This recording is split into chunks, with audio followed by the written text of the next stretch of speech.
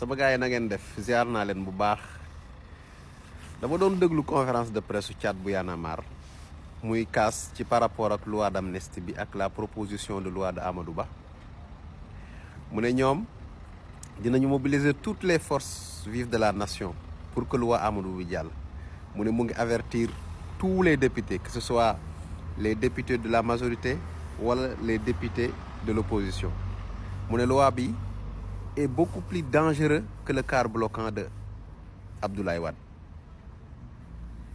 mais man li ma jaaxal ci Y'en a marre mooy ñoom dañuy wut fu ñu jàppandu fi mu ne ils veulent renaître de leur cendre ils savent que maintenant le train est passé et population bi découvrir nañ seen vrai visage et là vous voulez vous refaire une nouvelle c'est-à-dire une nouvelle image auprès de la population sénégalaise loolu mooy li am léegi nag yow nga ne force vive de la nation yëpp di nga leen mobiliser pour loi Amadou Ba di jàll assemblée nationale ndax da nga ne Pastef dañu waxoon ne buñ ñëwee dañuy génne le quart bloquant dañuy abroger totalement la loi d'amnistie ndax yow da ngaa jàpp ne ñoom comme ñoom waa Pastef dañoo bañoon ne duñ voter loi d'amnistie bi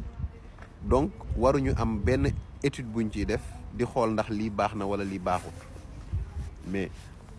man li ma jàpp mooy ab loi buñ ko voté nañ ko ba pare yow mi ko voté wul ça veut pas dire que loi bi amoo ci loo ciy wax parce que c'est des textes mën naa ci am ay portions yu baax mën na am ay portions yu baaxul mais pour ta liberté de conscience nga gis ne portions yi baaxul nga ne man duma ko voté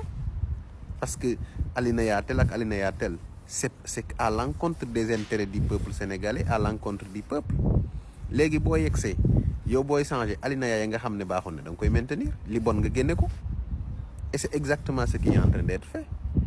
du coup yow nee nga da ngeen mobiliser toutes les forces de la nation toutes les forces vives de la nation mais je vous assure que yéen da ngeen a xamut ne nit ñi dépassé nañ leen parce que genre yi mouvement yu mel ni Y'en a marre ay ñoom Abdou Karim Gueye ak genre yooyu bu dëkk